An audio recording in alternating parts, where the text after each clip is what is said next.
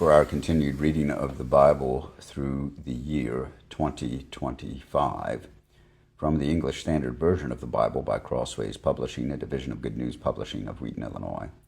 A reading of the book of Deuteronomy, chapters 21 through 23, followed by Psalm 51. Beginning Deuteronomy chapter 21. If in the land that the Lord your God is giving you to possess someone is found slain, lying in the open country, and it is not known who killed him, then your elders and your judges shall come out, and they shall measure the distance to the surrounding cities.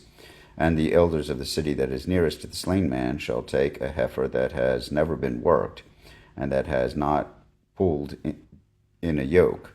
And the elders of that city shall bring the heifer down to a valley with running water, which is neither plowed nor sown, and shall break the heifer's neck there in the valley.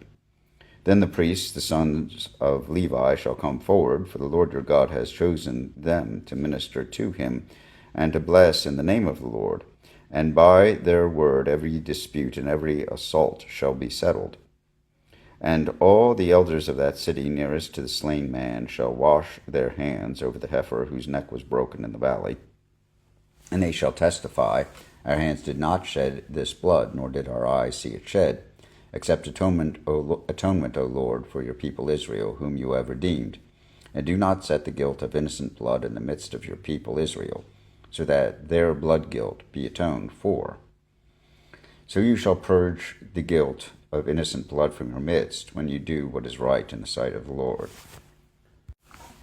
When you go out to war against your enemies, and the Lord your God gives them into your hand, and you take them captive, and you see among the captives a beautiful woman, and you desire to take her to be your wife, and you bring her home to your house, she shall shave her head and pare her nails, and she shall take off the clothes in which she was captured, and shall remain in your house and lament her father and her mother a full month. After that you may go into her and be her husband, and she shall be your wife. But if you no longer delight in her, you shall let her go where she wants. But you shall not sell her for money, nor shall you treat her as a slave, since you have humiliated her.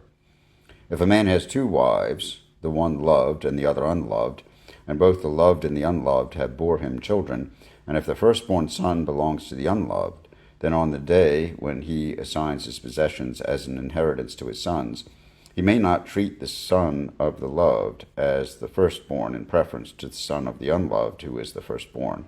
But he shall acknowledge the firstborn, the son of the unloved, by giving him a double portion of all that he has, for he is the firstfruits of his strength, and the right of the firstborn is his.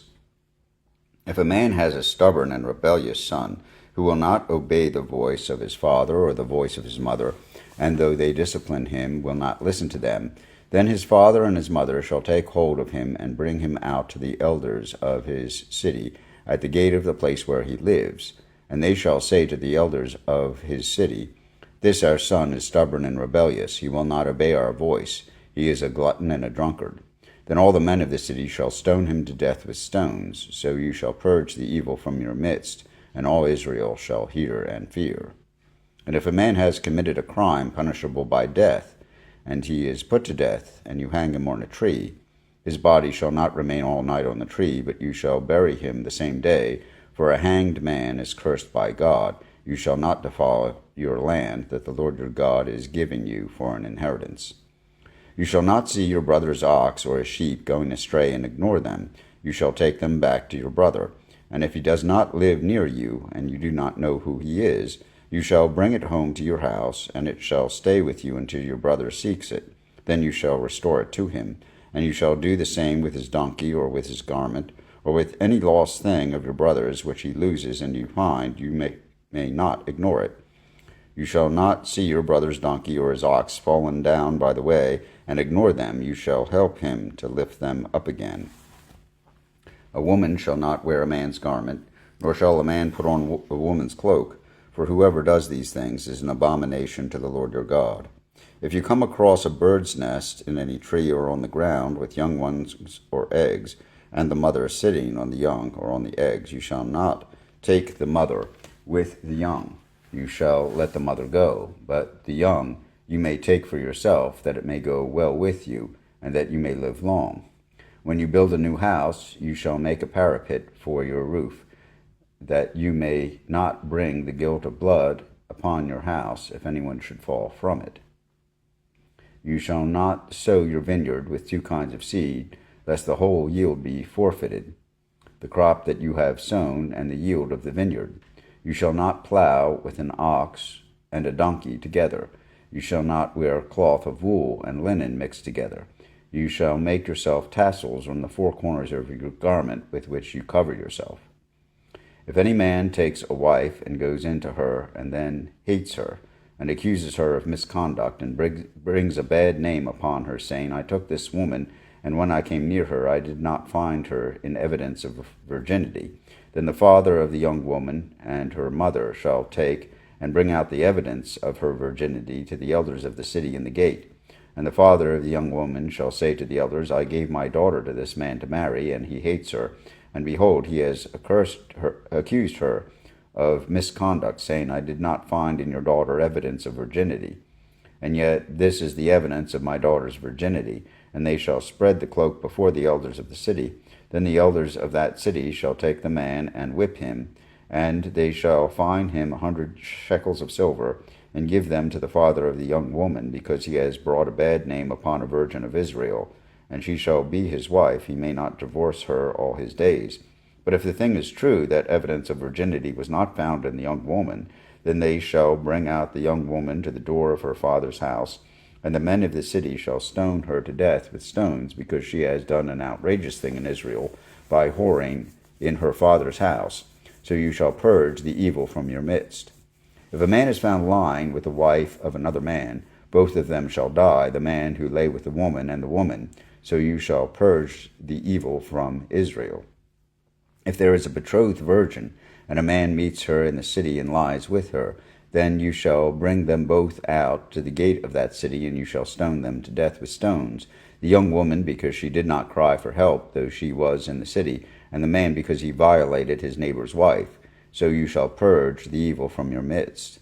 But if in the open country a man meets a young woman who is betrothed, and the man seizes her and lies with her, then only the man who lay with her shall die. But you shall do nothing to the young woman. She has committed no offense punishable by death. For this case is like that of a man attacking and murdering his neighbor, because he met her in the open country. And though the betrothed young woman cried for help, there was no one to rescue her. If a man meets a virgin who is not betrothed, and seizes her and lies with her, and they are found, then the man who lay with her shall give to the father of the young woman 50 shekels of silver, and she shall be his wife, because he has violated her. He may not divorce her all his days. A man shall not take his father's wife, so that he does not uncover his father's nakedness. No one whose testicles are crushed or whose male organ is cut off shall enter the assembly of the Lord. No one born of a forbidden union may enter the assembly of the Lord. Even to the 10th generation, none of his descendants may enter the assembly of the Lord. No Ammonite or Moabite may enter the assembly of the Lord. Even to the 10th generation, none of them may enter the assembly of the Lord forever, because they did not meet you with bread and with water on the way when you came out of Egypt, and because they hired against you Balaam, the son of Beor, from Pethor of Mesopotamia, to curse you. But the Lord your God would not listen to Balaam. Instead, the Lord your God turned the curse into a blessing for you, because the Lord your God loved you. You shall not seek their peace or their prosperity all your days forever. You shall not abhor an Edomite, for he is your brother. You shall not abhor an Egyptian, because you are sojourners in his land. Children born to them in the 3rd generation may enter the assembly of the Lord. When you are encamped against your enemies, then you shall keep yourself from every evil thing. If any man among you becomes unclean because of a nocturnal emission, then he shall go outside the camp. He shall not come inside the camp. But when evening comes, he shall bathe himself in water, and as the sun sets, he may come inside the camp. You shall have a place outside the camp, and you shall go out to it, and you shall have a trowel with your tools, and when you sit down outside, you shall dig a hole with it, and turn back and cover up your excrement, because the Lord your God walks in the midst of your camp to deliver you, and to give up your enemies before you. Therefore your camp must be holy, so that he may not see anything indecent among you, and turn away from you. You shall not give up to his master a slave who has escaped from his master to you. He shall dwell with you in your midst, in the place that he shall choose within one of your towns, wherever it suits him. You shall not wrong him. None of the daughters of Israel shall be a cult prostitute, and none of the sons of Israel shall be a cult prostitute. You shall not bring the fee of a prostitute, or the wages of a dog, into the house of the Lord your God in payment for any vow, for both of these are an abomination to the Lord your God. You shall not charge interest on loans to your brother, interest on money, interest on food, interest on anything that is lent for interest.